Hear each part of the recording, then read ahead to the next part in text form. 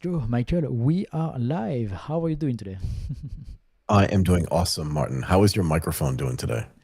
It's doing really good. Everything's fine. Everything's fine. Everything's fine. It's awesome. It's awesome to see you. I feel like I saw you earlier today. I'm not 100% sure.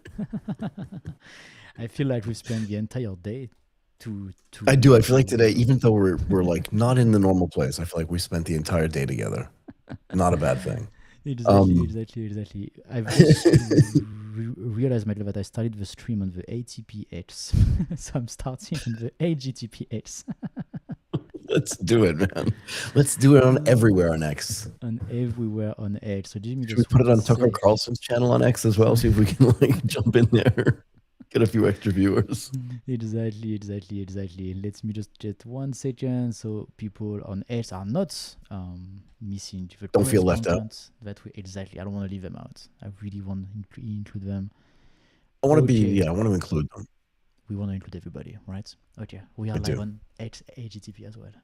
It's a much better way to. Let's do this. Let's do this thing, Martin. Hello and welcome everybody to AGTP Daily. We go live, as you know, every weekday at Yes. 11 a.m. Eastern Time, sometimes a few minutes after that, but mostly at 11 a.m. Eastern Time to discuss the most important tech stories in the US. That never changes. Today is Thursday, the 28th of May, 2026.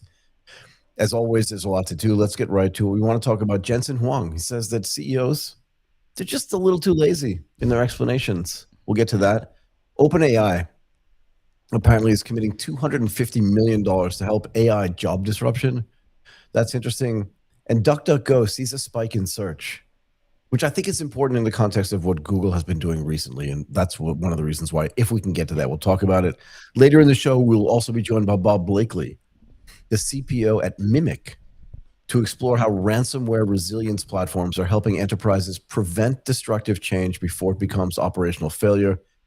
And finally, Sam Kaplan, founder at Remix, is going to join us to talk about how agentic content systems, this is going to be very interesting, Martin, help creators, founders, and businesses turn raw ideas into consistent, high-quality publishing workflows. Martin, let's talk about Jensen Huang. Let's start. I think we have a lot of very interesting topics today, so super cool. Very excited for We do. And I don't know if you noticed from the research here, but it looks like Mr. Huang was actually in Singapore. Oh, really? Okay. Well, he sat down with the team at what's that news agency called? Not CNN. They have another letter at the end. I can't remember. Oh, CNA. Those guys. Okay. And he told them, don't laugh at me. He told them that CEOs that are blaming layoffs on AI is lazy. It's a lazy explanation, he said, and often doesn't match the timing or reality of corporate restructuring. And his point here is that, like, it's not that AI doesn't have any labor impact. I think everybody can agree that it does, but that CEOs, he's bummed out because he thinks that CEOs are just using this as a convenient public relations wrapper for layoffs that are already driven by like cost pressures or other restructuring or even just like management choices. You can just say like, what, I guess his point is, why not just say like, we wanted to lay people off because we wanted to spend money in other places. Like, just tell the truth. He argued, he made the case actually on CNA that like better framing skills is like displacement rather than job extinction. And I like this too, Martin, because we've talked about it. He actually said that people are less likely to lose jobs to AI than to lose jobs to people who learn to use AI better. Yeah, I knew you'd like that. I can see you just reacting. I'm sorry. Go ahead. No, this is really interesting. I think this is really interesting because in a way it's that is giving the other side of the story, right? Like, and that's cool that somebody as big as Jensen Huang is saying like, yeah, wait a minute, right? Like, let's just be true about what's going on. I think there's a lot of truth inside of what he says. Let's maybe be careful about just one thing. Like, he's the guy who sells the shovel, right? In the AI race, he's the guy who wants everybody to buy his chips. He's the guy who really wants AI to be bigger and everybody to use AI. And he's probably the one with the biggest interest right now into growing AI, right? So, sure. But with all of that being said, I think he's more in the right. That I feel like what he says is true compared to when Meta says, for example, we lay people off because of AI, or Oracle or Microsoft, that all the big layoff that we've seen, when they say, hey, we lay off people because of AI, I think it's more because they want to spend money into other places rather than, and plus also because they want to restructure the team, they want to hire different people, they want to move people around rather than AI has actually replaced people's jobs, right? Like, I think it's a good excuse, and I think that one example of that was which one was it? I don't remember. Like, the block when Jack Dorsey laid off like 40% of his workforce. After that, a lot of people were saying like, actually, he was so inefficient. He had so much, he overhired so much that it was a really good excuse to actually, like use AI to just trim down the team and get back to a normal number. So he's not the only one to say that, and I think there's a lot of truth into that. So I want to make another point too. I love to put numbers to things because I think it makes the explanation a lot easier. Yeah. So Facebook just laid off 8,000 people, right? As of what, the end of May, beginning of June? Yes. So let's say each one of those 8,000 people costs $350,000 a year. Okay. On average, that's all 8,000 of them. Do you think that's a fair, too high, too low, that number? What do you think? 300K? 350. That's like 30K per month. That's maybe a bit much now. I have no idea how much. A bit too much, engineers are making. Yeah, maybe too much. Yeah. Okay, but let's say it's too high. Too high is better than too low. Okay. So that would be $2.8 billion a year. Okay. Now, Facebook also announced that they were going to increase their capex to $145 billion a year. And I did the math while you were hemming and hawing about whether that was too much money. But 2.8 billion divided by 145 billion is 1.9%. Yeah, this is very important. Huh? This is very important. So it's not that much money. And if I'm overestimating, let's say I'm overestimating by like, I don't know, 100 grand, 250 on average for 8,000 people. Yeah. Now you're talking about $1.6 billion. So now it's even less. My point is that like you're not laying off people because you don't have enough money. You're laying off people because you want to lay off people. At least just say it. Like I hate when people make up these BS excuses for anything in life. But it's like all those people have families and stuff like that, and it just drives me nuts. Yeah. I don't know. And I'm no socialist over here. Like I'm not. It's not that. Like you know what I mean. Like if you're not good at your job, you shouldn't be good at your job. And Jensen Huang is right. Like the people that are going to get fired are the people that aren't good at AI, not the people that are getting displaced by AI itself. Yes. Anyway, I've got more, but go ahead. No, also like I think that there is this fear narrative in a way that when we lay off people because of AI, people understand it's because AI replaced my job, right? But it's actually not the case, right? It's not what's happening at all. It's more like these people were not able to use AI, so they were not able to go to the next phase of the business, and we wanted to get rid of them. That's really the truth, right? Because you're right, like they save $2 billion and they invest $150 billion. It's like it's not going to change anything, right? So like it's not changing anything to keep these people or to lay them off, right? But people with the headline, they understand the wrong thing, right? They understand, oh, wow, AI is going to change they is going to take my job. I'm going to be laid off as well because of AI, blah, blah, blah, blah, blah, blah, right? But actually, you're right. Like it's good to say, you know what, actually, this is not true. They just want to lay people off for whatever reason, but AI is just the excuse. I really agree with that. Yeah. So he also said, Mr. Huang actually said a couple of other really interesting things. Another thing he said was, AI has really like just arrived. Oh, for sure, yeah. So how is it possible that like it's had such a huge impact in like the last 3 months that I have to lay off 8,000, whatever the number is, but for Facebook, right? We have to lay off 8,000 people. And then he keeps going. And I love this. I wish I'd been doing the interview with him. I'm sure it would have been way better than whatever they did on CNA. He was like, it's just a way for them to sound smart. And I really hate that. Does he hate the fact that they sound smart, or he hates the fact that they're trying to sound smart? Which one do you think it is? But that's also very interesting that he attacks his clients so much. like why you want to be so mean to your clients? Those idiots. He's just like all exactly. over. Right? What are you doing? Like exactly. Like what are you doing? I mean, sure. I mean, okay, you do that in CNA for very far from the US. Maybe that was the strategy. But why do you say things that are so mean to your clients, right? In a way. Yeah, who knows? I wonder. Well, I'll tell you why. He's feeling very confident, no? very confident, or does he start, to see that the fear narrative that has been installed in the US, especially in the US, around AI, is Yeah. actually something that should change? Like, he is the first guy who takes the mic and say, "Look, guys, we need to change the narrative around AI because it doesn't help us to build more data centers." Like, the AI backlash in the US is real, right? Like, there's so many people who don't Yeah. want No, AI. it's real. And then we are going to talk about the third story, right? Like, which is so interesting because that's another example of like people just don't want to use AI, right? So I think this is real, and this is because of them. This is because of this narrative of AI is too dangerous. AI is going to take my job. AI is going to hack my system. AI is like blah blah blah blah blah blah, right? So all the fear marketing that we've been doing, now you can't. I mean, you can't be surprised that people don't want to use AI, right? So which means you can't sell the shovel, you can't sell the chips, you can't sell the GPUs, and this is bad for business. So maybe now it's time to actually say AI is good. Yeah, and look, we went through some of these stats before. I want to get this right here, right? What was it? The World Economic Forum's Future of Jobs report said that by 2030, 170 million new jobs will be created, 92 million jobs will be displaced. It's a net increase, again, if my math is right, of 78 million jobs. Like, okay. Because also, like, even without doing so far, like, even in 2026, there have been way more job created than job removed, right? Like, we had said last time, it was like, I don't know, 50 or 60,000 jobs removed in total, compared to like 70, 80, or maybe 90 new jobs offering related to AI, right? So it's like already a net positive as of now, right? So yeah, and it's just doing it with.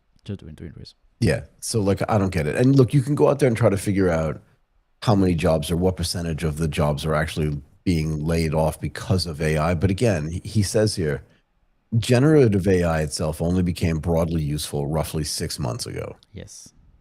And his contention is that companies cannot credibly blame it for layoffs. It's true. That were made either that were decided before that or that were decided after that, really. It's just like this idea. He even says, I think we're scaring people, and that's irresponsible. Oh, okay.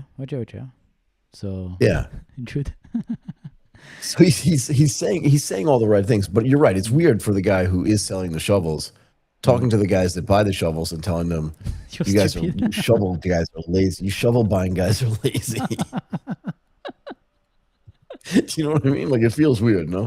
It feels really, really weird to me. Really weird to me. Yeah, I don't really know why you would call your client lazy. Really, like the strategy here is unknown. We need to ask him. I've never seen so many shovel buying guys be so lazy. I don't know.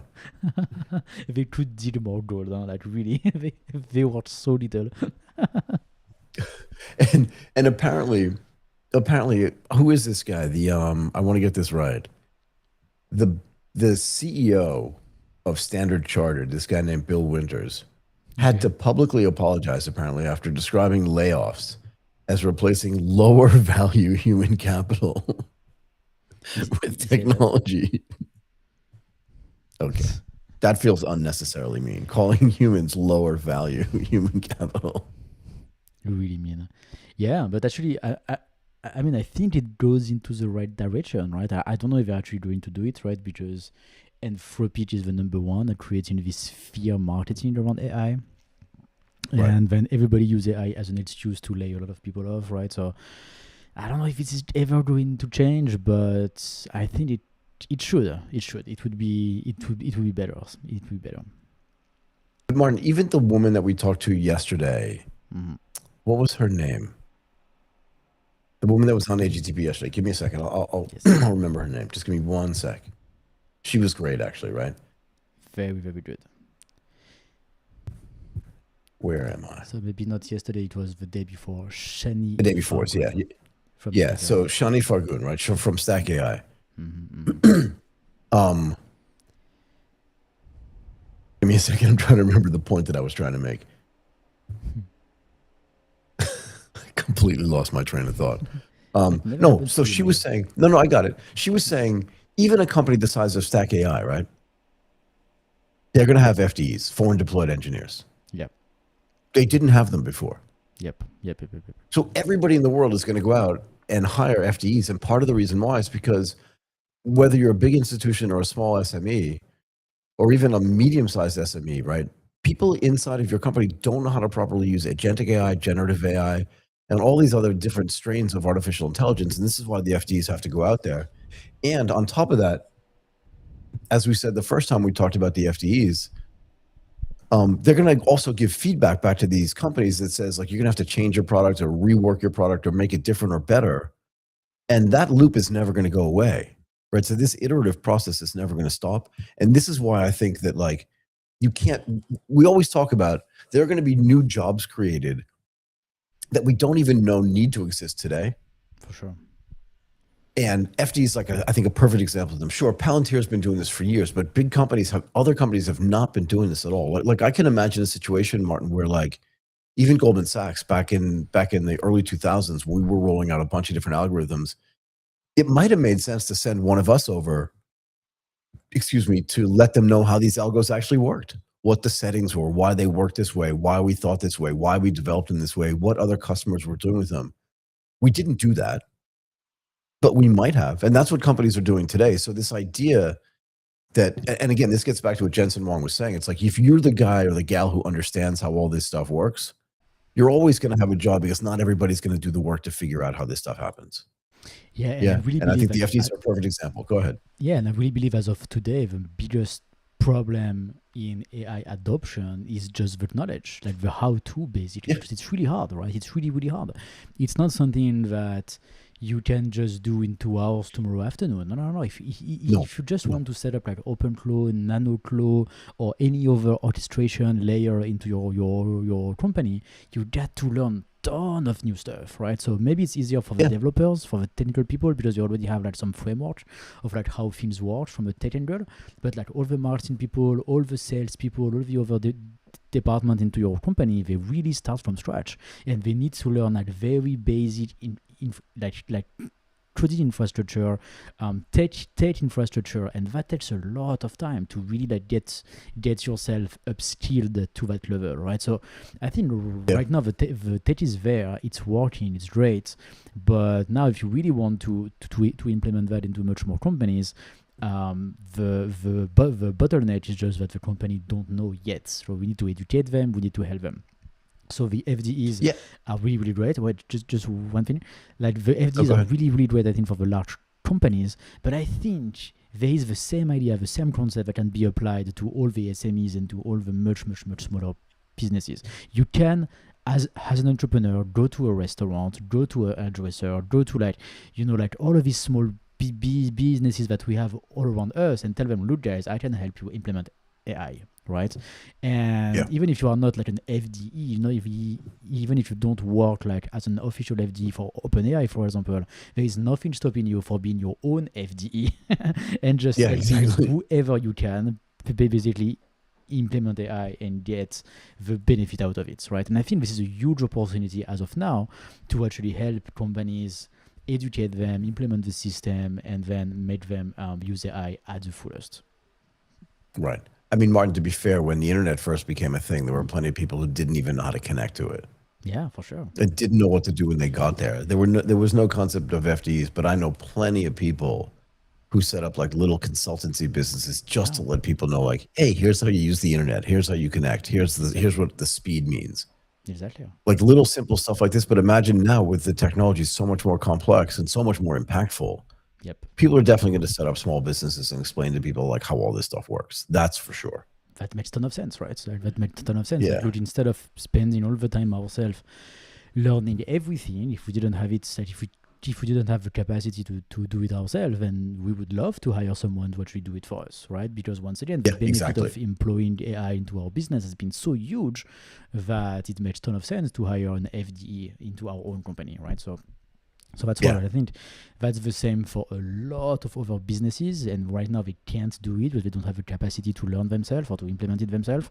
So that's a huge gap in the market, which needs to be filled with FDEs or entrepreneur or consultancy, whatever you want, right? But this is the first, this is the main problem, I think, today for AI adoption, just education. Yeah, and look, we always talk about internal champions for a bunch of stuff that we're trying to accomplish, and at some level, You're right. Those internal champions actually end up being like internal FTEs, but there are going to have to be people in every department, in every big company, telling people how to use these new artificial intelligence tools. Because again, if you've been in a company for 10 to 12 years, or even 6 to 7 years, you're using existing tools. You don't know how this AI stuff works. And the only way to do it is to have somebody teach you or learn on your own.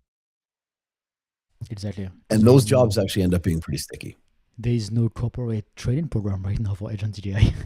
Like, how can there be? The people in the corporate don't even really know what to do. And there's a generational gap as well. If you're like 21 years old or 22 years old, you probably have a better understanding of agentic AI than somebody who's 35.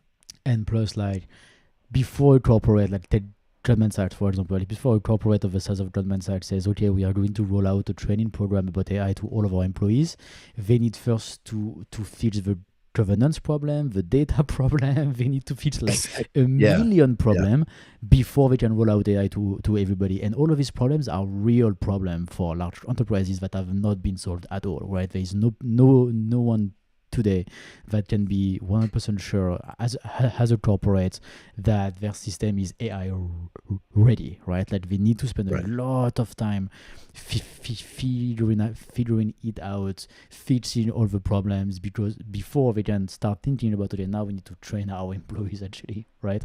And this is just going to take forever, right? It's just going to take so much time.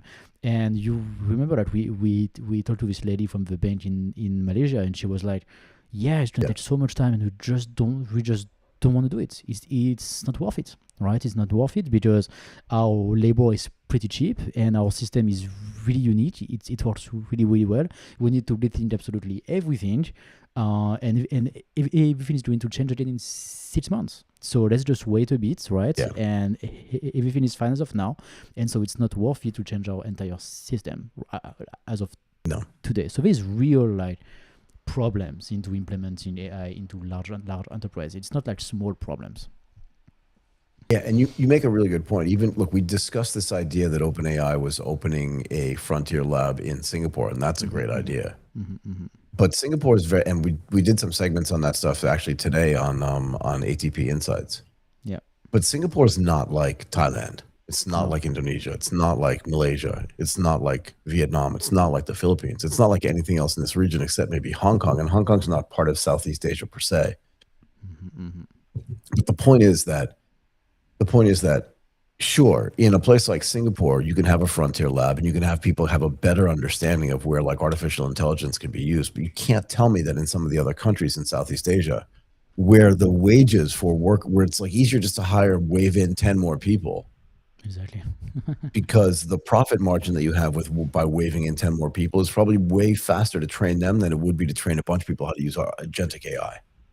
Exactly. And also the cost associated with the tokens that are associated with using agentic AI. Yeah, and then the learning curve, the money you need to burn through this token and all of this, like exactly. And plus, I don't think there is this thing in the Western world, but in Southeast Asia, there's really this thing of like you want to hire your friend, you want to hire your family, you want to give jobs to the community, right? This is a real thing, right? Like this is why there's so many. I would not say small jobs. There's a lot of people who have a job and they could not have a job. It's not like a super important thing, but they still have a job because it's real. Like people really want to give like like a security jobs to the uncle of somebody that just lost his job and just need one, right? And this is real in countries like Thailand, for example. And so if you put all of this combined, why you would not hire the uncle of your friend in the neighborhood that everybody loves and everybody knows that he has a job? You are going to give the work to him, right? Like first, before you think about replacing him with AI, right? This is definitely not the first thought at all. And for that to change, for this cultural behavior to change, that's going to take forever, right? So, yeah. So Martin, what do you think? What do you think the official unemployment rate is in Thailand? Don't look it up. Close to zero. It's so low. Essentially zero. Okay. It's 0.94%. Really? It's under 1% officially. Oh wow. And part of the reason why, again, just key labor market insights. The official unemployment rate stays under 1% largely due to the way the Thai government classifies work. Those engaging in any income generating activity including, as you said, seasonal agriculture or paid or unpaid work within the family business. Yeah, exactly. Right? Are counted as employed, which masks underemployment. But the point is that, like, even if it's double that, Yeah. it's not even 2%. So it's so much easier. You're right, to move kind of human resources around in a place like Thailand. I don't think it's that much different in Indonesia, to be fair. Yeah. And you don't hear a lot about unemployment in the Philippines. Like, it's in those economies, it's just easier to hire people than it is to. And we're not saying they won't implement technology, but it's just so much easier to hire people. And it's weird, right? Because the story you're hearing about skill displacement and job displacement it's a very US focused story.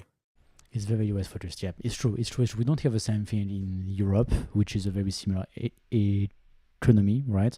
We don't see the same thing in Japan. Never. I don't think so. We've never seen like a big news of a big Japanese bank or insurer laying a lot of people off, and definitely not in Southeast Asia, right? So yeah, you're right. Actually, that's a good point. It's really US focused. Yeah. It's really US focused. Yeah, and Japan unemployment. What do you think unemployment in Japan is? Well, I think it's higher than Thailand, but much less than the Western world. So maybe 3. Okay, you're winning today. Really? do you want to do double Jeopardy now? let's do France. Let's do let's keep doing the No, but my point is, in Asia, first of all, Japan has its own unique demographic problems, right? Because it has a shrinking population, and it's had that for the last 20 years or more. I won't even ask you. Sorry. The unemployment level in France. 7. Close enough. 8%. Okay. Oh, 8. Okay. So I think we've beaten this horse. But my point is that, like, in a place like Japan, 8.1% is the highest since 2021. Again, according to the Google machine. So,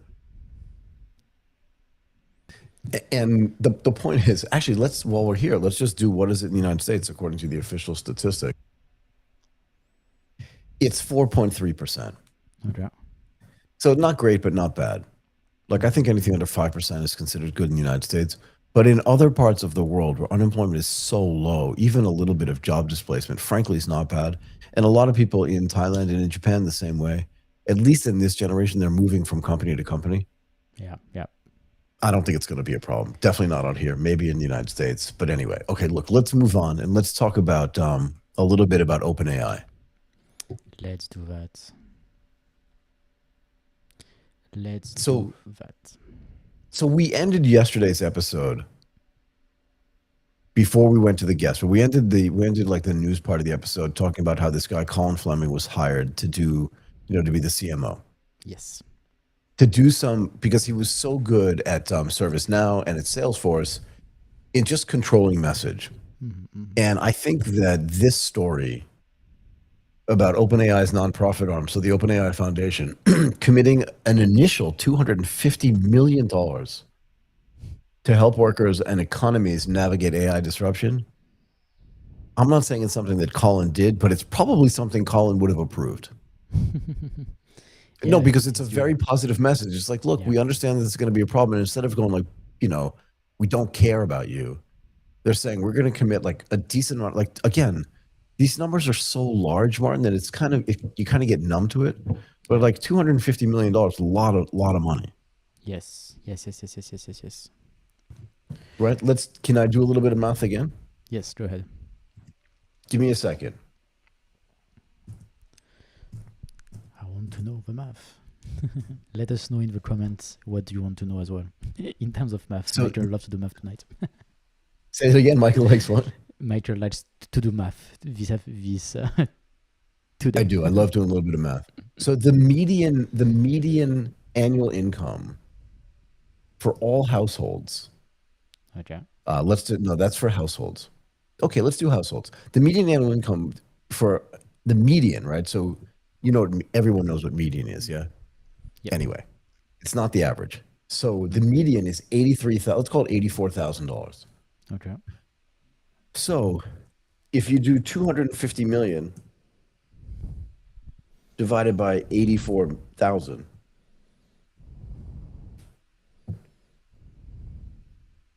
did I get that right? Which number did you find? Something like 3,000? Yeah, it's almost 3,000 people. Yeah. So that's like almost half the people that are losing their job at Facebook. Yeah. Could be paid with this money. Yep. But that's the median. Yes. There are plenty of people in lower paying jobs, plenty of people in higher paying jobs. My point is that like you can actually help a lot of people. And most people, frankly, if they lose their full-time job and then they get half the pay instead, it's still a struggle. Yep. But it's helpful. Right. And my point is, if you're going to spend this amount of money, obviously they're not just going to give money to people, although they're thinking about it, because some of this money is going to go to grants, partnerships, and programs directly run by the foundation. And again, this is the foundation's first kind of initiative to do this since the restructuring last year of like separating the foundation out from the profit-making part of this business. The point is, from a messaging standpoint, I'm curious what you think. Like they're just going like, we're committed to spending pretty much as much money as we can to make sure that people understand that we know that there may be some job disruption. And if there is, we want to be part of the solution, not only part of the problem. Yeah. I think in a way it acknowledges that AI is dangerous and it fuels the fear narrative, right? Because they say, look, it's so dangerous. We got to do this fund. We got to help people. Which is probably the part that I don't like because I don't think this is really a good thing to say. But yeah, I mean, if there is real impact and they can really help people because and just by giving money, maybe that's their solution. Maybe education would have been better. Like maybe we should, like start programs to educate people on how to use AI instead. That's what maybe I would do. Like how you can retrain yourself, like how you can, start using AI agents. Because once again, like the cool thing is that the tech is 6 months old. So if you start now, you are not too late, right? It's not like you have like 10 years of gap compared to other people, and then it's gonna be really, really hard to catch up. No. If you start right now to learn agent AI, in a couple of weeks, you can be as good as the people who just started 6 months ago. Because once again, everybody just started. So, yeah, I would do education. We train people. I would and plus like then all of these people that you train, you can hire them as FDs. You can help them set up a consultancy, right? To actually help deploy AI, right, into every businesses. So yeah, that's what I would do instead with that money. Sorry, I heard rumors. I haven't substantiated them yet, but I heard rumors that a company even as large as Undercover Media is going to start training programs for agentic AI. I think we should. I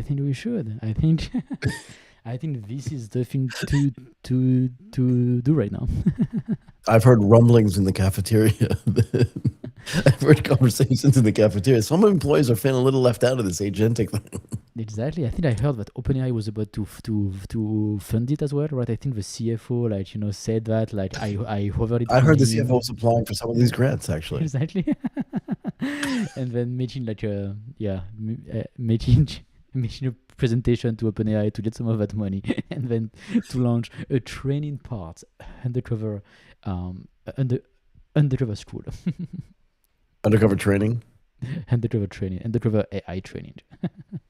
So the other interesting thing about this, Martin, is that they're going to allocate some of that money so that some of the people that actually work in the foundation are actually going to set up their own programs to do some stuff, right? So they want to work on really understanding part of the thing that the foundation wants to do is they want to have better measurement around like what is the actual impact of artificial intelligence on job creation and job losses. They want to be able to actually map this thing out, and I think that's kind of important.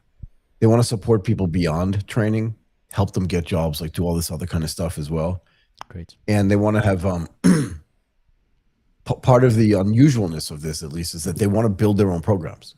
They don't just want to give grants away, give money to other people, or give money to other companies or other institutions.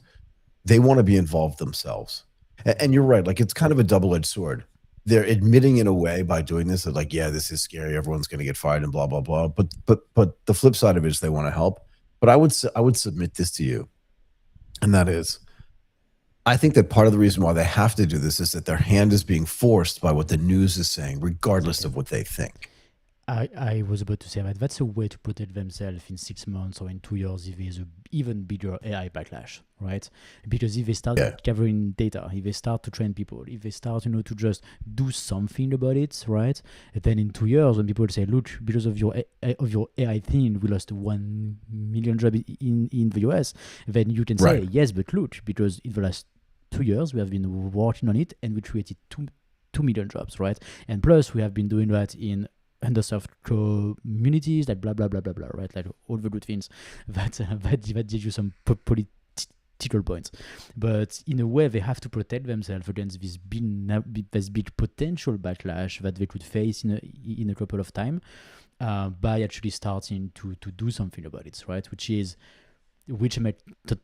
makes ton of sense, right? And so I think in a way you are right. Like they have no choice. They have to do it. They need to do something about it, and at least they do something, which is good. Yeah, and I think we cannot lose sight of the fact that the OpenAI Foundation, besides being the nonprofit that controls OpenAI, right? It sits at the top of the infrastructure, right? We talked about this a couple of days ago. But it also means that the foundation receives a 26% stake in OpenAI's for-profit entity. So their valuation, their ownership is worth $130 billion or more. We did 26% of the company. Oh, yeah, that's nice. Yeah, they were allocated 26% of the company. Okay. So they have $130 billion. So spending this was the point I was trying to make earlier. Like, so spending 250 mil is just like, again, it's I found this money in the couch money kind of thing. It's just not that much money in the context of that. Yeah, it's true. I don't know. Pretty small. Yeah, it's pretty small in the context of how much OpenAI raised, right? But as of today, they don't make any profit, and they are not going to make any profit for a long time, right? So like your 26% of the company are worth pretty much zero because you're not going to get any dividends before, once again, a long time, right? So right now they need to raise money, they need to do investments, and that's how they fund the entire thing. So yeah, I mean, for now, these 26% are not going to make them too much money. Yeah, not really. And look, the reason why I want to talk about this, and we can move on to the DuckDuckGo thing, because I also think that that's interesting. Yes. And I wouldn't mind covering another story today. Is that there's we've talked a lot about how OpenAI has a messaging problem. And if this is a way for them to at least get in front of the you guys suck and everyone's losing their job message, because now they can just say, like, look, we've set up a whole training program and a whole thing to do this. We put $250 million in, and frankly, if I have this correct, where is it? In March of 2026, just a couple of months ago, OpenAI separately pledged at least $1 billion through the foundation for AI-related projects, including life sciences and community programs, and that $250 million sits inside of that. So it's really not just 250; it's like a bill. Okay, so that's you're right. In terms of communication, it's okay. The technology is then dangerous, but at least they're doing something about it. And they may be able to mitigate the narrative around AI so bad, right? Like they may be able It's a good start for a company that has not been that great at their messaging, no? It's much better. much better than all the communication since February. We should try to get Colin Fleming on the show. Yeah, it would be great. So we're talking to ServiceNow right now. We're going to be on the show soon on ATP, but unfortunately he left. So I tried, Michael, in the last couple of weeks, but timing is wrong. Maybe we can ask our friend at OpenAI to actually get him on the show. Ooh. So we can do two things, actually. We can ask ServiceNow to make the introduction, and then we can ask our friends at OpenAI. We have some good friends at OpenAI to be able to do this, Yes. Maybe we can make that happen, yep. We are going to the event in Singapore in 2 weeks, right? That's going to be an opportunity to do that. I heard that event I heard that event's pretty super. I don't know. Yep. We will let you know very soon on the ATP Insight page. So what do you think we'll do there, Martin, for our AGTP listeners who probably kind of bleed into our ATP Insights listeners as well? What do you think? 25, 30 recordings? What do you think? Yeah, I think we're gonna do that. I think at least 2025 at least, maybe more. Yep, with people building the future of AI. A lot of people come from the US to Singapore for this event. So we will do a blend of like people from Asia and people from the US. So it's gonna be super interesting. Okay. It should be awesome. Every time we go to an event, I think we create like an awesome experience, not just for the people that are there, but for the people that watch it actually live and then the people that watch it later. Okay. Exactly. Let's talk about DuckDuckGo. Let's do it. And maybe we should explain say it again. It's a really interesting headline. Yeah, I think this was really interesting, right? Sorry, do you want to start here or no? Please go ahead. So you remember yesterday we did. I spoke about how Nilay Patel from The Verge did a sit down with Sundar Pichai, right, who's the CEO of both Alphabet and Google, and how they were talking about the same way like every CEO is never going to come out and go like, look, we changed all this AI stuff on our thing and like now search is down like 85%. Like no one's ever going to say that. Nope. Everything's good. It's rainbows. It's butterflies. It's free ice cream for everybody. Like everything's really great. By the way, Martin, this is something you should learn. Rainbows and butterflies. That's like all good news all the time. It's a metaphor. You're like, really? This is not something I've made up. This is something I've heard my entire life. That would be nice for me. Yeah, please. Let's do that. It's an Americanism. Rainbows and butterflies. It's all rainbows and butterflies, right? Yeah, all rainbows and butterflies. But that's what he's going to say, right? Because he's talking his own position. He doesn't want people to think that their implementation of AI, of Gemini, as that connective tissue throughout all of their products is having a big impact on search. But like DuckDuckGo, if you remember, and I don't know how long it's been around, but DuckDuckGo was initially conceived, if I remember correctly, I believe it's something you could pay for, but even if you didn't, they wanted it to be ad-free because they wanted it just to be like what search was meant to be. Okay. Without the biases of the paid advertising. You know, again, getting back to the same example I always like to use, like what's the best pizza in Bangkok? Well, it depends. Who's paid the highest amount of money for the keyword pizza? That's the best pizza in Bangkok. And that's not the way that DuckDuckGo thought it should be. So DuckDuckGo, who, I mean, obviously they have a vested interest in saying that like their stuff has increased, but it seems a little coincidental to me that after Google announced at their I/O event in 2026, right, that they overhauled search and they're turning it into conversational AI engine. We talked about this yesterday. And that AI is part of every result, and it's the first part of every result. Do I have this right, Martin? Like it's just right at the top, right? Right at the top, when you search for something, you're gonna have an AI answer, an AI summary of the result that you're asking for. Yeah. So there's an easy way to check this. I'm just typing into my Google search engine, what is DuckDuckGo? And there's a little star and it says AI overview. DuckDuckGo is a blah, blah, blah, privacy focused search engine, blah, blah, blah. Yes. But that's right at the top. Yes. The second thing underneath that bar is the Wikipedia page, which is kind of what I wanted. Yes. Do you know what I mean? That's what I would have wanted. I'm not saying Wikipedia is the be all and end all. But I didn't ask for the AI overview.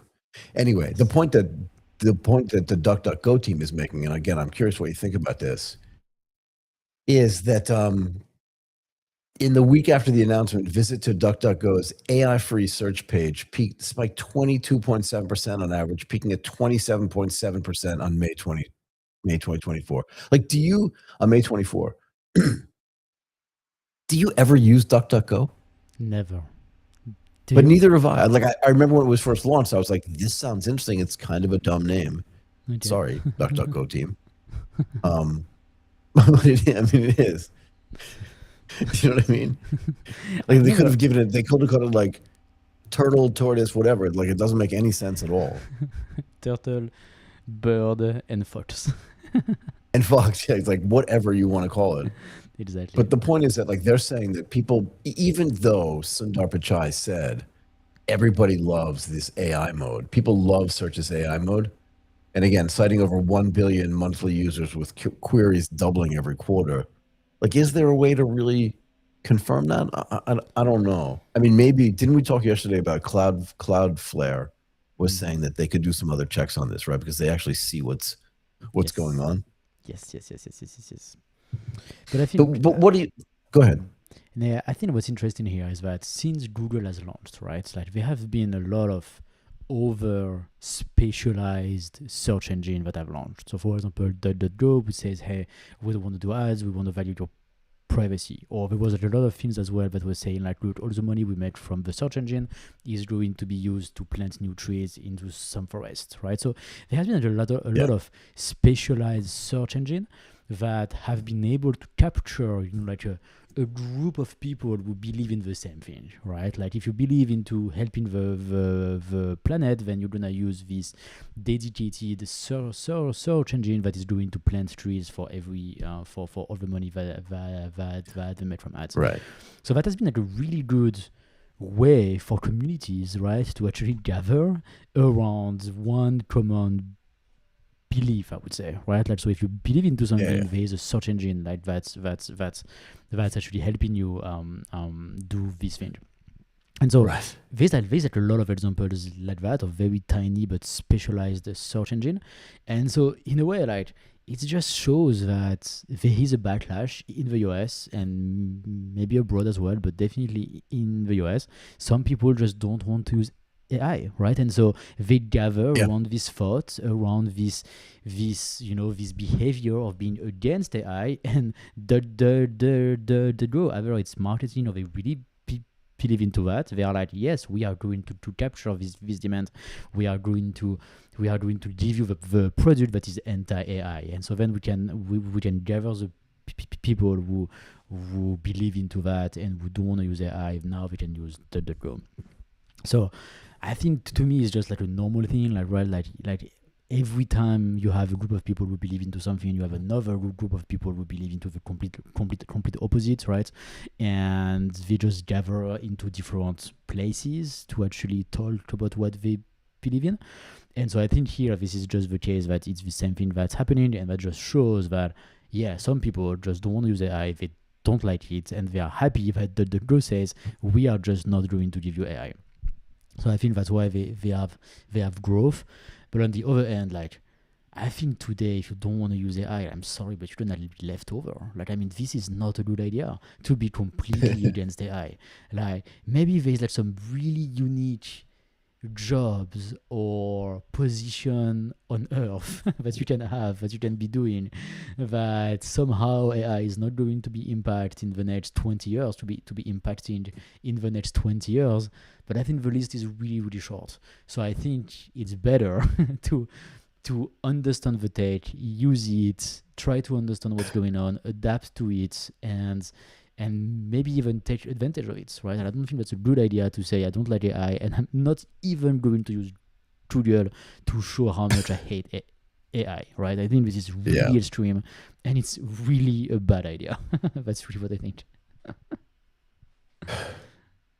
Yeah, I mean, I just find it hard to believe that this is going to have a huge impact on Google's business in the way that DuckDuckGo would prefer. And if you look at some of the stats, right? I mean, look, it looks nice, right? Because they, on average, they peaked at 27.7%. I said on May 24th. App installs, for DuckDuckGo were really good across the board, up 18% week over week. And on iOS specifically, they were up 33% on average, with a peak of 69.9% in a single day. Yeah, but which all sounds really great. But I would ask you, do you know anybody, not that uses DuckDuckGo, do you know anybody that even knows that it exists? So I don't for DuckDuckGo specifically, but I know people who use this good for the earth type of search engine, like because they believe it's better. So that's the same idea, right? That's not the DuckDuckGo specifically, but that's the same idea of not using Google and going to something specific because it feels like closer to your values, right? Yeah. So, but like also like I was checking like the market share of DuckDuckGo, they have 1.5%. I was waiting to get to there because I wanted to make all these other points first about like how the stats fall out and stuff like that. And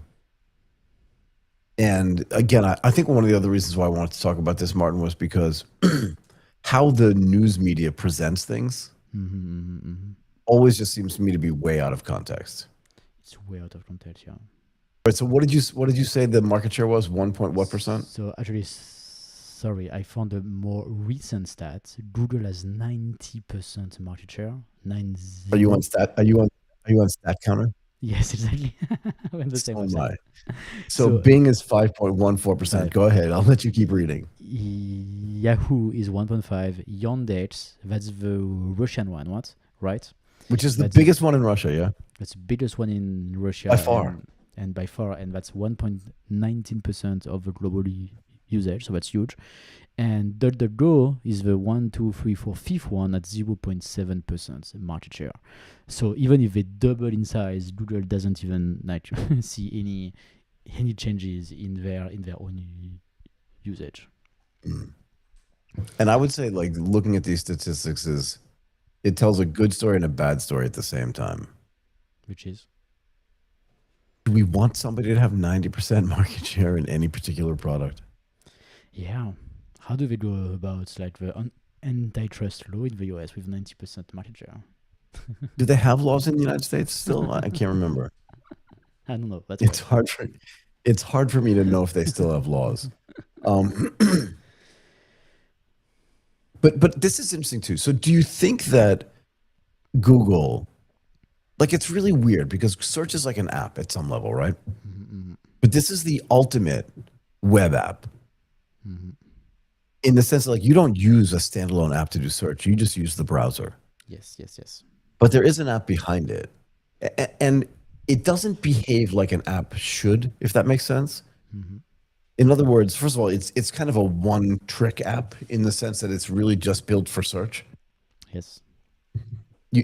Even the output, you can't like feed it into anything else. But more importantly, there's no way to opt out of like a new feature. Yep. No, like no way. The features are either there or they're not there. Yeah. Do you know what I mean? So in plenty of other places, you could opt out of whatever the new feature is. Right. So even if you go to like Microsoft Excel or Microsoft Word, they put all this stuff like up in the ribbon. I have no idea what the ribbon does. Like, all I really want to do is basic, writing or just some basic functions and formulas. And yet inside of Excel is all this kind of crap, but you can opt out of it. If you don't want all the sort of confusing functionality, and it's not confusing to me, but I mean, for most people, it'd be very confusing. They wouldn't need it. You can opt out. And it's just curious to me, like, why a company as big as Google and as talented technically as they are, they kind of treat this not as an app, but just like, it's just on the web. And if we add a new function, you get the new function and you don't get a choice. I think that's because they want to keep it very simple. Like, if they start, like, Google is really, really bad. And when it comes to UX, like, you look at a lot of the product that they make besides Google, it's always like pretty much a mess. There's buttons everywhere. There's like so much different things. And that's one thing that we love in the Apple ecosystem, right? It's much more sleek. So I think that's the only product where they want to do it the Apple way. Simple, no button, no preferences. And that's their most successful product. So I don't know what it means about design trends and design ideas. I'll just leave it there. But I think that's the idea. Like, you remember that they were pretty famous at the beginning of Google to have this google.com page being nothing except one search bar and nothing else, right? Yeah. To make it like very simple, very straightforward. And I think that has been the way of growing and of building the Google product from the get-go.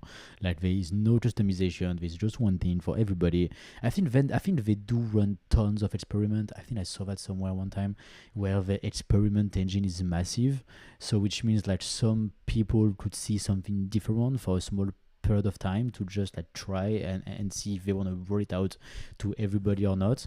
And they do this type of test like, I don't know, thousands of times. It's like crazy. They have like a massive testing engine to just optimize absolutely everything. But I think besides that, if you are not part of one of the tests, you just get the same experience, regardless. But so from your perspective though, like, what is the optimal search experience? The one that my AI can do for me. Yeah, but that's something that our crack IT team has built. But I'm just saying, like for most, because I'm looking at the Google page right now, and it's actually interesting. You're right. It used to be super minimalist, Yeah. but now that little bar is still there. Mm-hmm. But now there's this little thing that says AI mode. There's another thing that I don't know what it does, and then there's a microphone, which I guess it means you can talk to it. Yeah. I think so. But it feels a lot less unsimple than a lot more unsimple than it used to be. Okay. And again, because they're adding all this stuff to it, I'd love to be able to. And at the top of my Google browser, right, there's just this little thing up there that just goes, "Ask Gemini." Yeah. Yeah. Very true. Now we have the Ask Gemini. But Do you run Chrome? Yes. Yes. So look in the upper right hand corner. Do you see? I think it just says "Ask Gemini."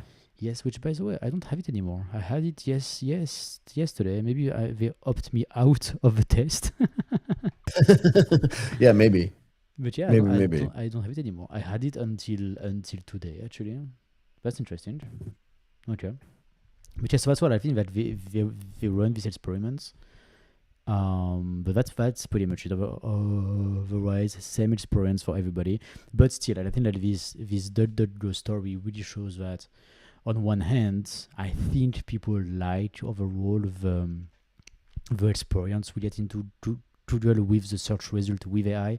I know that I like them. Like, I think this is really, really great, and it works really, really nicely. I trust this result a lot, I would say, right? Like when I ask a question and then Gemini answer to me directly into Google, it's true. Like, if they don't hallucinate, it doesn't create an answer just to answer something. So I think it works really well, and I think there's more people like me who like it and who think it's helpful than people who don't want to use AI and then just try to use any type of third-party solution just to get away from AI. And once again, I don't think it's a good idea. So we talked about this yesterday. Like, does Gemini even have its own homepage? Yeah. Have you seen it? Yeah, Gemini.google.com, I think. Yeah, so that's what they do. Everything maps.google.com. Like, do you know what I mean? It's the whole thing. It's very much in your vein. It's black. It's the whole thing's black. It's very ominous. Yeah. Makes me nervous. I don't know what's going on there. And it knows my name because I'm logged into my Gmail. So when you jump into it, actually, I shouldn't say that because that's what it says. It says, "Let's jump in, Michael." I'm like, don't call. I didn't tell you could call me by my first name. That's Mr. Waits to you. Say that to him and see if you can remember for next time. I just do that. Give me 1 second. I should just tell him, that's Mr. Waits to you. While you do that, Michael, and while you have some fun with Gemini, we have Bob, our first guest, who is here in the waiting room. Bob Blakley. Should I let him in? Definitely bring him in, Martin. So, Martin, Gemini has apologized to me and it said, "My apologies, Mr. Waits. How can I help you today?" And this I could not love anymore. That's really funny. Hello, Bob. How are you? Can you hear us? Good morning. How are you, Bob? It's Michael Waits. It's nice to meet you. You can hear us okay? Awesome. I love your backgrounds, by the way. Flamingos are very popular. They are. Where are you based? I am in Austin, Texas. Awesome. I haven't been in Austin in a long time, but I have been there. Mm-hmm. Yeah, so don't visit in July or August. No, I won't do that. I promise I won't do that. Sorry. Don't make me laugh like that. Okay. Bob, it's great to have you here. Look, we wanted to have you on the show because we wanted to talk about ransomware resilience platforms and how they're helping enterprises prevent destructive change before it becomes operational failure. And maybe before we kind of get into that, maybe you can tell our audience a little bit more about what Mimic does, and then we can jump into some of the questions we have. How does that sound? Absolutely. So what Mimic does fundamentally is exactly what you described, right? We prevent unwanted change, and that is the the method that we use both to defeat ransomware and to control unwanted changes that result from hallucinations or improper prompting of AI agents. Well, so I mean, again, it's a perfect segue. But why is ransomware still so damaging when most enterprises already have layers of endpoint detection, backups, like all this kind of stuff, and response plans, And then what role does AI play on the defensive side as opposed to on the offensive side as well? Well, ransomware is destructive because it pays. So a Yeah. ransomware gang, which can expect to get a payout of $1 million or $5 million or $10 million, can afford to put a lot of energy into studying the defenses and weaknesses in the defenses in a potential victim, and that is in fact the way that they operate. So the financial capabilities of the adversaries allow them to penetrate defenses that a less well-resourced attacker wouldn't get through. In the context, so one of the things that we heard about like some of the countries in Southeast Asia is that they've actually not just weaponized ransomware itself, but also industrialized it, particularly, like I said, with the onset of agentic AI and generative AI as well. And I guess my question is, are we seeing this sort of industrialization as well, and that the arms race that's going on here is starting to become even more difficult to attack? Well, we had seen the industrialization of ransomware before AI became an important component of the mixture. Yep. So ransomware gangs are heavily affiliated, right? And they have specialists who uh, who uh, harvest credentials. They have specialists who harvest information about unpatched vulnerabilities, who develop and deploy 0 days. So all of that was already going on. What Right. has happened with AI is just a quantum jump in the speed with which all of these steps can be executed. So in today's environment, the entire life cycle of a ransomware attack, starting with the identification of a new vulnerability, and then the development of an exploit, and then the deployment of the exploit, and monetization of the attack, all of that can now happen in a cycle of 15 minutes, which is Wow. completely unprecedented and makes it impossible to defend using a human in the loop detection and response methodology. Right. So what does it look like? Is it more hybrid now, or is it almost completely running off of artificial intelligence, which at scale can actually do way more work that humans can do on their own? Yeah. Well, the future is here. It's just not evenly distributed yet. So a Yeah, lot of the I like attacks it. are still hybrid, but adversaries adapt very quickly. And the day on which the majority of these attacks will be fully automated and incorporate AI into the payload that's deployed against victims is no more than months away. Really? Months away. So how does Yes. preventative change control changing the security posture for enterprises facing these agentic threats, if you know what I mean? Yeah. So the only way that you can defend Hmm. against an adversary who is working at machine speed is to deeply understand the good behavior of the systems that you're trying to protect, and then to prevent any changes to that good behavior which are not extensively vetted and validated by the organization. So when we speak of preventive change control, what we're really talking about is making sure that crown jewel applications and infrastructure services do not get changed by anybody, including the organization's own staff and by the organization's agentic AI systems, unless they have been through a full cycle of validation, so that the enterprise is sure that that the change is not going to damage something. Right. So this is the big question for me: is do we think that enterprises at scale? I mean, it's really kind of a double-edged question, right? And the first is, are enterprises that are even deploying agentic AI or any kind of artificial intelligence at that scale, are they really prepared for the impact that it's going to have? And from a security standpoint, again, one of the things that I've heard is in the old days, you worried about the periphery, right, around your business, and you protected that periphery. But now it feels like you're not just protecting the periphery, you have to protect inside as well, because that's where a lot of your agentic activity is taking place. How has that changed the way these enterprises look at it? And are they actually ready for this stuff before they implement it, particularly when it comes to the security stuff? A lot of enterprises aren't ready for it. I mean, it's a very recent development, right? Yeah, very. Putting in place mature controls takes a while, right? So this is, this is as happens from time to time in security. This is a new problem. The security community and enterprises who consume security controls are still adapting to it. And you're right that protecting at the perimeter or otherwise far away from crown jewel systems almost certainly isn't the going to be the effective methodology going forward. So my colleague Sunil Yu likes to talk about pets and cattle, right? So Go ahead. in terms of IT systems, pets are the systems that you really care about. They're the core systems of your business that run the business processes that deliver value to customers and partners.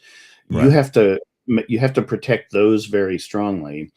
The rest of the systems in the enterprise, enterprises are going to have to move to an attitude that those things in an emergency will have to be sacrificed for some period of time so that you can defend the core systems. So how do what's the right way to say this? You're going to have agentic AI built into the SOCs as well, right? The Security Operations Center. Is that a fair assessment on my part? Do I have some of that right? Well, agentic AI is inevitably going to be deployed everywhere, but I think Right. If the theory is that an AI agent is going to advise a human in the SOC, that model is not going to work. Because the quickest a human can respond is probably 60 seconds or something like that. Right. Once the damaging phase of an attack arrives, today's ransomware attacks take something like 90 seconds to completely encrypt a server. So even if you have the world's smartest AI agent advising a human SOC analyst, there is no way that the human SOC analyst can react fast enough to do anything useful. So the defenses and even a round trip across the network to the SOC and back, even if things are fully automated on the back end, probably takes too long for an effective defense. So our belief is that in today's environment, you need fully automated defenses that run on the systems that actually host the crown jewel assets. So what kind of system changes do enterprises need to make to actually be able to, again, it's just this level of readiness that I'm curious about.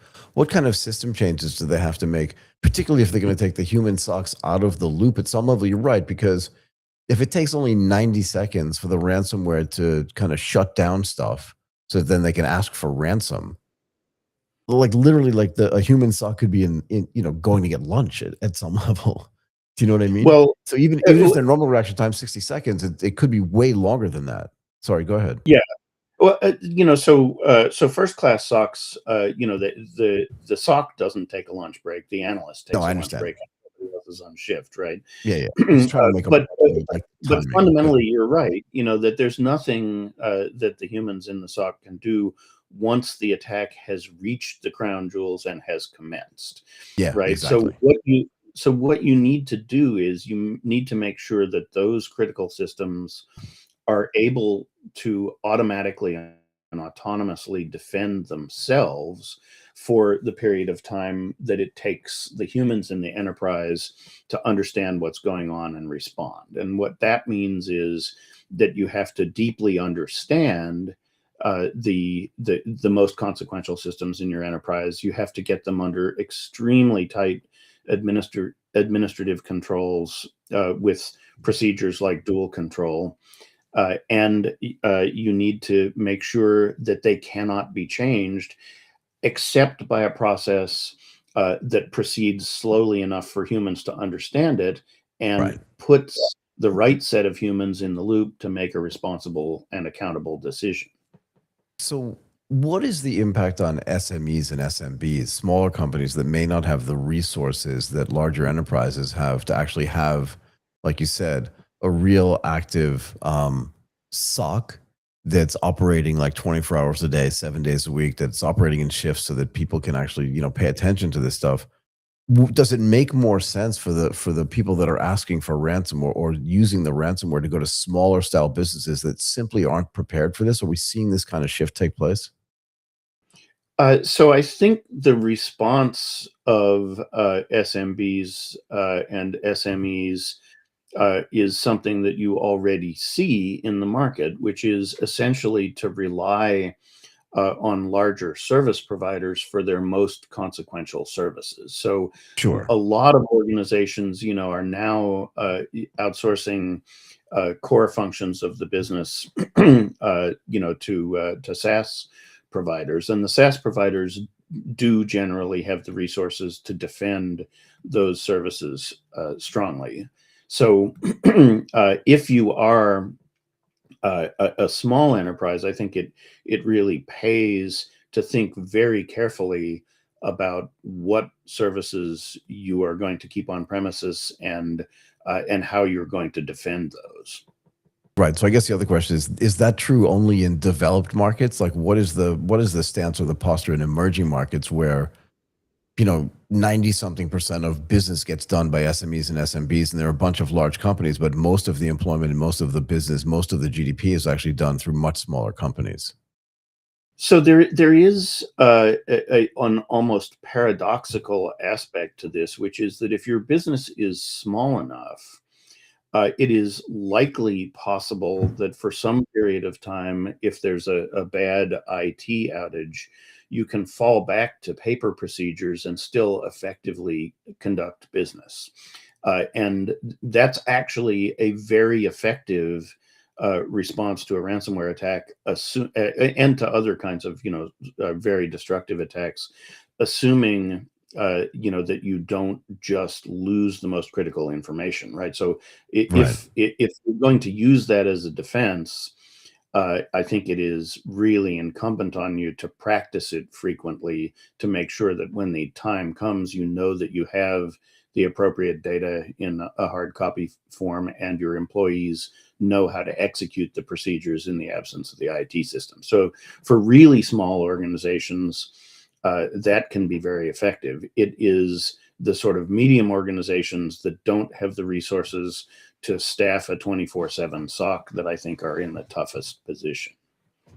Yeah, and I mean to the extent, look, all the stuff that I hear about, whether it's ransomware or just like general cybersecurity conversations, is that these sort of industrialized processes that are used, it's like almost like a massive server farm or a massive industrial base of people that are going out.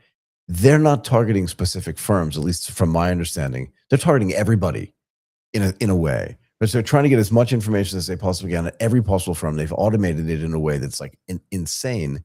And then they go out and do this. And at some level, they just kind of let it run. And wherever they're getting the best responses, where then they dig a little bit deeper. Is that a fair assessment?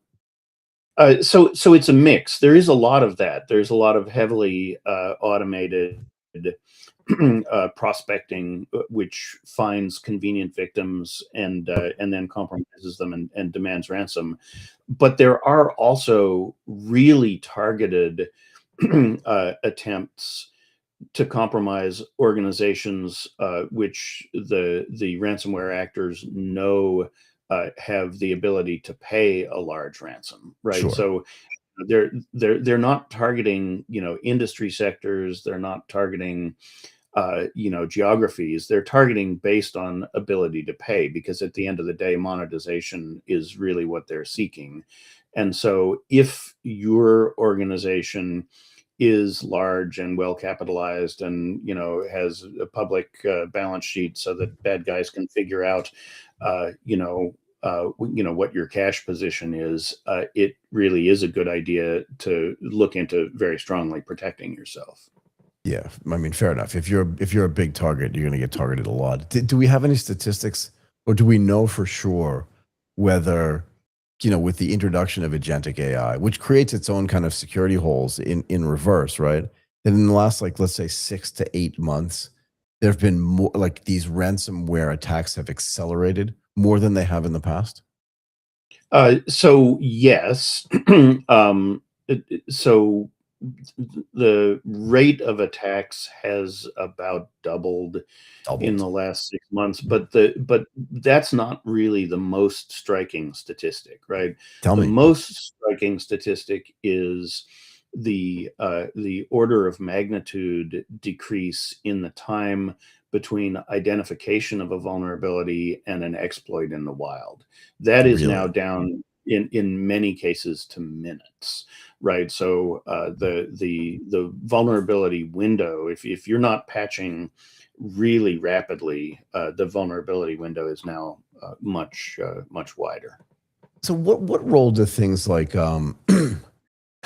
Anthropic's Mythos play, and even the new release or the not yet released LLM from OpenAI, where they say it's so dangerous, but it can go out and it can find all these vulnerabilities? What role does that play in the defensive mechanism, or frankly, even in the offensive mechanism, like you said, in finding these vulnerabilities that then minutes later will allow somebody to come in and attack the firm's crown jewels? Well, the offensive capability is just growing by leaps and bounds, and that's not just an Anthropic or an OpenAI thing.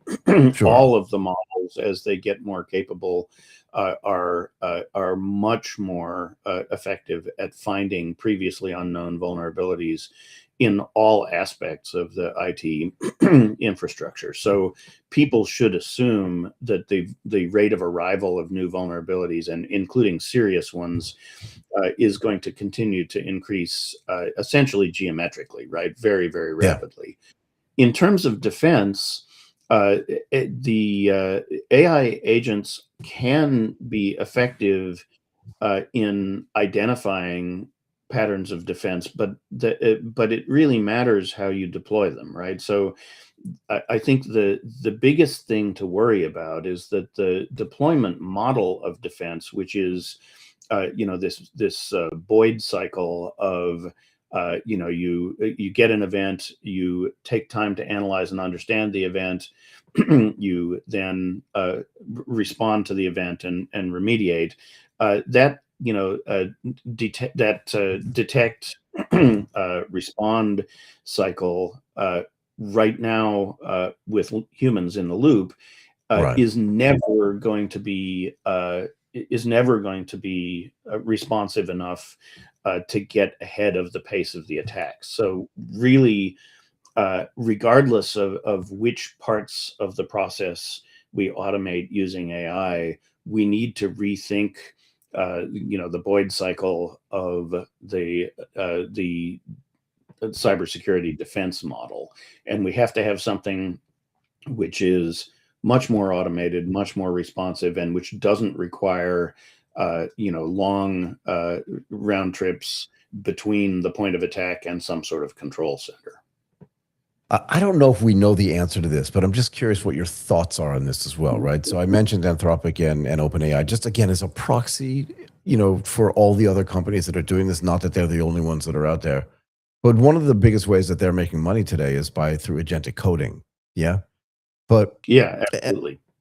and I'm curious if because when people study computer science, and I know that the agents can go out and do like a full study on computer science, like I understand the way this works. But the agentic coders don't have fear. Do you know what I mean? And they're not afraid of losing their jobs in the same way that a human would be.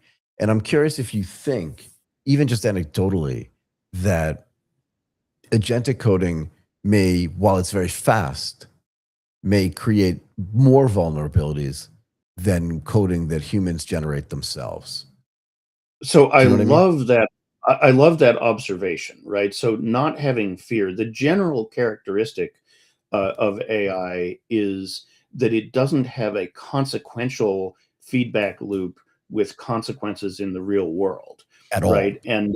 Right, at all. And so they don't have any fear because they don't have anything to be afraid of, right? They Exactly. don't have anything at stake. But the other thing that is super important to understand about AI agents is that they are not deterministic processes, right? So if you give them the same prompt 10 times in a row, they Yep. will not give you the same answer 10 times in a row. Yeah, it's And probabilistic instead of deterministic, and this is a problem at some level for this. Sorry, go ahead. well, because if you believe that for software to be correct, it needs to conform to some kind of a specification without any departure. Only one answer is going to be right, right? And so all of the statistical variations are going to be bugs. And so I think there is an irreducible minimum defect rate that AI coders are going to introduce into the code that they produce, unless they essentially just become orchestrators of sets of deterministic tools. And if you look at things like skills, AI skills, that does seem to be the way things are moving. But I think you're right that at least for the next couple of years, the defect density in AI generated code is going to be a concern. And there's the attacker defender asymmetry, right? So AI doesn't have to, the offensive AI doesn't have to be right 100% of the time when it's identifying vulnerabilities. The defensive AI does have to be right 100% of the time when it's trying to write correct and secure code. Yeah. I mean, look, this asymmetry is actually really important. I'll let you go after this in a moment, but you're 100% right in the sense that I can be on offense all I want, and I can get like 99 mistakes as long as I have one win, because all I really need is one win. But on the defensive side, I can't have 99 errors. I have to have 100% protection. Otherwise, I lose, right? So this asymmetry is just super dangerous. And again, getting back to the agentic coding thing, this is something I think about a lot. Like, I think it was, I can't remember who it was that said this, but it was like, it wasn't that coding was made more efficient. It was that typing was made more efficient itself, if you understand what I mean. And I do. I do think that's a little bit unfair to the AI community. But again, right? I'm simplifying to make a point, right? And I do this a lot. Yeah, it is unfair, but it creates this sort of this thought process around, okay, so if it's not 100% perfect, what is it? And I think that's the reason why I like to talk about that in that context, is not to say that like it's just the typing, because obviously that's an exaggeration. But the point is that, again, if, as you say, because it's not deterministic at some level and it's probabilistic, you're right, nine times out of 10, you're going to get bugs in the code that you might not have had otherwise, which are going to create vulnerabilities, which is going to make the ransomware actually more powerful. That was kind of the only point that I want to make. Yeah. And that's correct. Okay, Bob, look, I'm going to let you go. I feel like I could keep you here for a while. I hope you enjoyed this as much as I did. I learned a lot, and that's kind of really the point. Thank you so much for coming and doing this today. I really appreciate your time. Thank you so much for inviting me. It's been a pleasure to be with you, and I hope we'll speak again. I hope so too. Thank you so much. Okay, that was fascinating. I mean, I love these conversations around security. I really do. This like back and forth, these little wars that are going on back and forth, just will never cease to like amaze me. Sam, is that you? It is a pleasure to meet you. How are you doing today? What are we in? Podcast. What are we? We're in May, right? Almost in June. Yes. The weather's got to be beautiful there now, no? Yeah, we've had some good days. Nice and warm. Well, let me just welcome you to the show. It's great to have you here. We wanted to have you on, obviously, because we wanted to talk about. I mean, obviously, we want to talk about Remix at scale, but like how agentic content systems help creators, founders, and businesses turn raw ideas into consistent, high-quality publishing workflows. But again, before we get into like the details of this, maybe you can tell people, our viewers and our listeners, a little bit about what Remix does at scale. Yeah, so the goal for Remix is to let everybody post every day on every channel. So Instagram, Twitter, TikTok, effortlessly. So we want to turn the world into a place where everyone is posting every day on every channel and not doing any work to do it. So how do the platforms themselves see? How can I say this the right way? In other words, like there are big social media platforms, like let's say LinkedIn, that really don't want to have agentic interactions with other systems, right? Like they're really kind of against it. What is the view of the platforms like YouTube or TikTok or other platforms where you're actually posting content?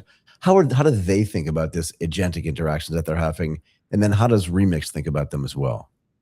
Yeah, so I think that there are maybe 3 different ways agents can interact with social networks. So one is creating the content itself. And that's sort of where we're focused on right now, letting users pull in their data, iterate on different videos and carousels and images. Then there's the actual scheduling and posting and taking it a step further to full autonomy and posting everywhere, every day.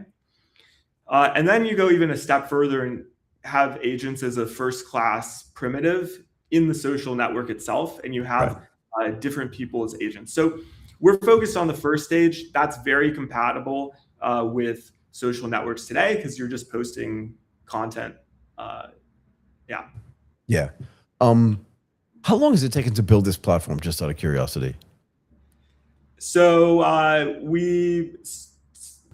it's been about 2 or 3 months, since we first launched Remix. Oh my God. What does it mean, do you think, from Remix's perspective for content creation when the starting point is like anything? Do you know what I mean? Like where it's a voice, where I can literally just like talk into my phone or talk into a microphone, and it's like a voice note or a meeting or a message thread or just any kind of rough idea that can then just go out and create content for that. Yeah, I think it's really exciting, and it makes the important thing about curation. Yeah. So right now, people have to have high intent when you use our product. They have to have an idea for what they want to create content on. But where we're moving towards is having memory, having an understanding of the person, so we can consume a huge amount of unstructured data, your ChatGPT history, your Netflix viewing history, your photos, your emails, and surface what you'll like the most. So what is the relationship between Remix itself as a platform and the other LLMs out there, whether those LLMs are creating images or creating videos? In other words, is the back end being done by the larger LLMs, or have you written your own models to do this as well? Yeah, so we have our own agent that combines a lot of these different models.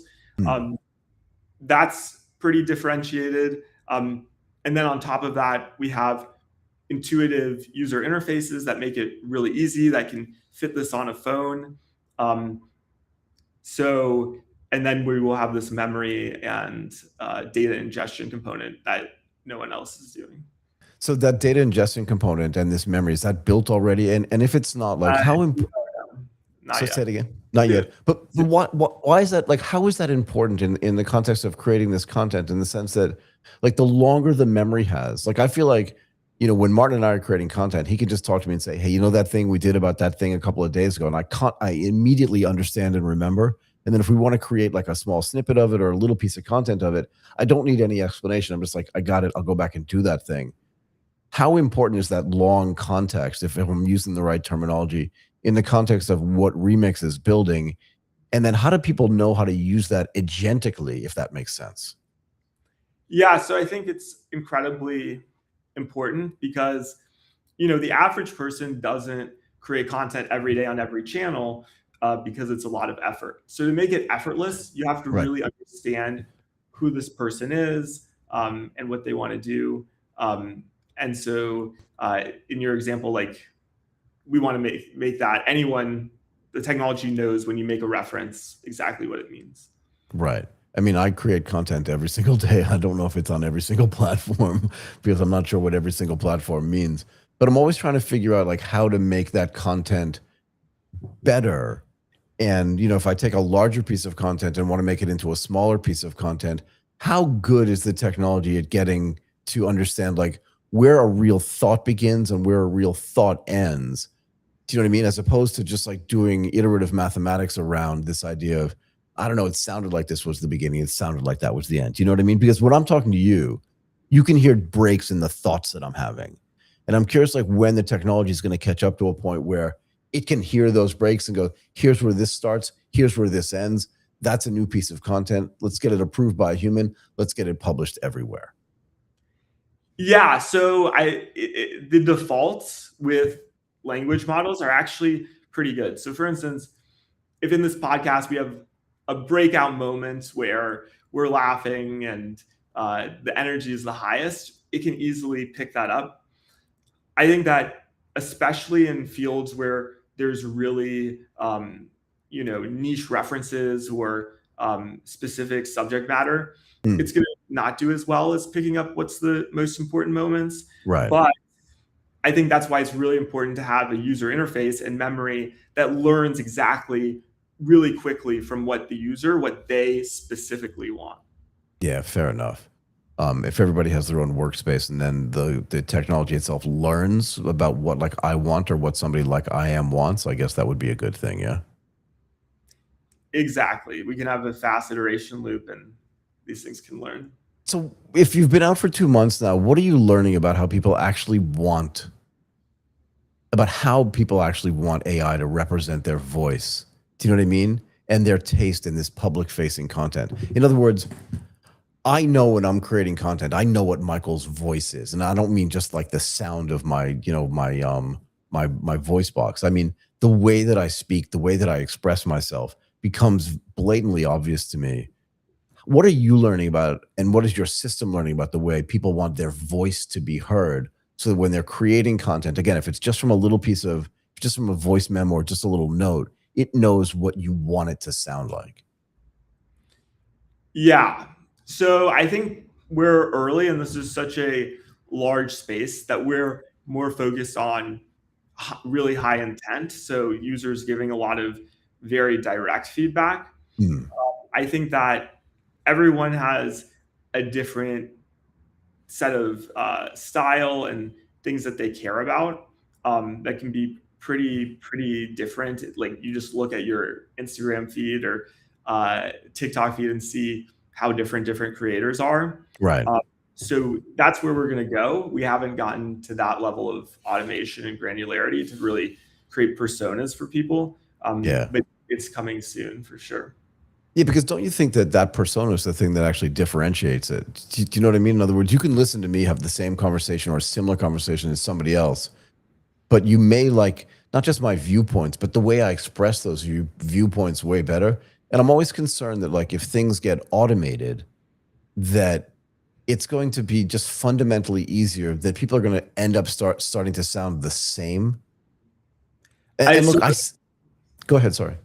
Yeah, it's going to be the exact opposite, because it's about giving everyone a better set of paintbrushes and tools. And so when you increase everyone's creative leverage, then you let them differentiate faster. Think about this, like you have some sort of style thing that you pick up. So maybe you pick up a new word you like to use. Today you have to remember that you have to every time use that new word or use that new style. But with agents and these types of technologies, every time you change your style, you have a new idea, it can automatically be carried off to all your future content. So it's going to just give people so much more creative freedom and leverage. But what does this mean from like a prompting standpoint? Like maybe we can back up a little bit and try to figure out exactly how, like the methodology for how this is working. Let's say I want to create a piece of sort of content that responds to like something that's happened like in the sports world, right? Like let's just say I'm a big Kansas City Chiefs fan, which I am not, but let's say I were. And let's say there was another guy who wanted to create, like just had a similar idea. We're both using the remix tools. And we just say like, go create something that like really celebrates Patrick Mahomes and Kelsey. Just something really simple like that. How much prompting has to go around it, or how do we tell the system what to do so that that content is then differentiated from what the guy in Kansas City does from what I'm doing? If that makes sense. Yeah. So I think in the ideal world, there'd be zero prompting. It would be a one shot. Of course. What does that mean? So one shot is just, there's no follow up. Right. But what am I telling the system to do? How am I telling it to do it? And what is my expectation of what that output is going to look like? Yeah. So I think you could explicitly say, hey, here's Patrick Mahomes and all these things. I want to make this point. If you are already, it knows you're a fan, it knows you're watching the game, maybe it even suggests it automatically. Right. And it's going to produce, it's going to give you some options. It's going to produce a first draft. And it's going to, know from your style, from the things you want in the past, it's going to have pretty good ideas about what you'll like. It can bring in people from your life, things that you have said separately. It can help you. It's not just, I think, a tool that has direct output, but it's also a tool for thought, because it can surface, oh, there was actually this clip from 3 years ago that you said that was very similar, that you posted this about. Maybe we can bring that in. So it can actually help you think better and create better content. And then you just iterate and it will propose new stuff. And you can say, this is good, this is not good. But the goal is as few iterations as possible. Okay, so this brings up an interesting point. Hopefully you don't mind this. I've been doing a show called the Asia Tech Podcast. This is a global tech podcast, so it's like a sister show to that show. And we learn from each other. Obviously, we do similar things, but this is a global story. The ATP is an Asian story. But that ATP, we've done, 465, almost 500 episodes. So there's a lot of conversations that we've had. Can we feed that at some level into Remix as a way for it to get to know who Michael is, the things that Michael cares about? I host that show. So that then later when I ask it to create some piece of content, it's so much like Michael that it's obvious. That's not even obvious that it was automatically generated. Do you know what I mean? We can give it all of that history. Because for people that are starting today, like, good luck to them. But having a back catalog means that the technology can actually know who you are and understand your voice better. Can you feed all that stuff in and go, this is kind of who I am, so that the content ends up being differentiated, even though it's being created in a way that's automated? Absolutely. And we can totally replace you now that we know what you. Oh, don't do that. Just kidding. But it's a huge advantage to have that much data, that much style. Obviously, I don't think AI is at the point where it would be able to have that creative insight to actually fully replicate everything, but it certainly will have a lot of information. And you have this back catalog of 500 episodes, but most people have a huge back catalog as well of their camera roll, of their message history, of their emails. Yeah. So I think everyone has a back catalog, and that's why this is so exciting, that we can finally take advantage of that data rather than it dying. Like, I haven't looked at my emails from 2010, probably since 2010, but there's thousands of those out there. So I don't want to go back and look at my emails from 2010 either. Who knows what I was talking about back then? It's in some ways it seems really close by, and in other ways it seems like a different lifetime. How do you cost this out? In other words, I have a lot of concerns about the people even understanding what a token costs, right? And what a credit costs to be able to create content in a way that's automated. How do you understand like what the actual cost is of the next token if you're using tokens as a way to price your interactions with artificial intelligence? And how do I know what it's going to cost me before because obviously automatedly generating content is not going to be free for sure, but there's some question as to whether a flat rate subscription model actually works or needs to be metered at some level. And I guess my question is, how do we understand what that metering looks like? And how do you understand like what the costs are for actually doing that so that the pricing can actually be a place where the margins make sense, if that makes sense? Yeah, I love the word metering because I think compute is the new electricity. in that, you might have an electric bill today. Yep. In the future, you might have a compute bill. This stuff is going to be expensive, but it's also going to add a lot of value to people's lives. Right now, there's a few ways you can slice the cake. You can just charge credits, which is pretty much, a flat increase over the underlying costs. You can do a subscription model, and then you say, okay, you can only create one video at a time. If you create a lot of them, we're going to like slow you down. I think the best model is in between. And that's what we're going to do, is a combination of credits and subscription. But do we know what that, do we know what that costs actually?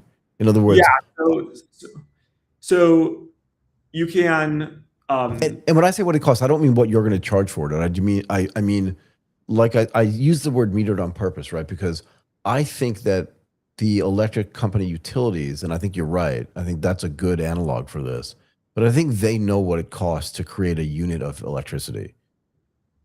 I think they know it actually really well. And that's how they price it based on cost plus something. But I'm not convinced that we know what the compute costs at any one time. So I'm just wondering how we actually price what compute plus is, in the same way that electricity, prices electricity plus. Do you know what I mean? That's my question. It's not like it's like do what you're going to charge. It's more just like, do you even know what the embedded costs are, so you know what to charge? Not just you, but like anybody who's doing something similar. Yeah, well, the model providers like Anthropic or OpenAI are very, transparent with their pricing. So I don't think that there's any issue with knowing the cost. Like, you can just look up the cost per token, the cost per image gen. I think the tricky part is, if you're saying, hey, create me this content, like the agent could go out and do a lot of different things. Yeah. So how do you, give people control over costs, know what they're going to do before it creates it, so you're not like halfway through the creation, they've spent $100 on something they don't care about. Right. That's a little trickier. But yeah, and it seems like the labs are probably, so the price per token is basically based off of the training cost plus the inference cost. I'm guessing most labs are pricing slightly over their underlying costs. But yeah, I mean, I would suggest to you that they're subsidizing that cost if they do know what it costs, but I'm not convinced that they do. But again, maybe that's a conversation for a different time. But I just wanted, because you're building this thing. Look, I've used other content creation, like automated content creation tools, and I just don't, and I'm not that stupid. Maybe I am, but I just don't know it. But I just don't understand how much a credit costs and what I'm getting for that, because I don't think they know what it costs either. And anyway. Yeah, there's a lot. So very clear from the model providers, for these platforms, they're doing a lot of tricks to get you to pay more. And yeah, fair enough. So where do you think we go from here? What does this look like 6 to 9 months from now? And then I'll let you go. Cool. So I think we are going to move from very high intent to building fully automated memory. You just come to the app, you connect your stuff, and you're posting every day on every channel. And then after that, we want to own the social network and build a world where agents are interacting with humans directly for social. Got it. Okay, Sam, thank you so much for coming and doing this today. I really appreciate it. Fortunately for you, you're living in a place where the weather's great, but to be fair, so do I. It's 33 degrees every day where I am, so I'm happy just like you are happy today. Thank you so much again for doing this with us. I really appreciate it. Awesome. Thanks, Michael. My pleasure. Bye. Bye for now. Okay, thank you. That is it for today's AGTP Daily. Thank you to everybody for joining us. We really appreciate it. It helps us out. If you give us a thumbs up on today's video, please subscribe to our YouTube channel as well. Follow us on all of our socials, on X, on Instagram, and on LinkedIn. Let us know in the comments on any of those platforms if there's anything you would like us to discuss, or if there are just any general questions you have for us. We will be back again tomorrow at 11 a.m. Eastern time. As always, I want to thank Martin Runford. My name is Michael Waits.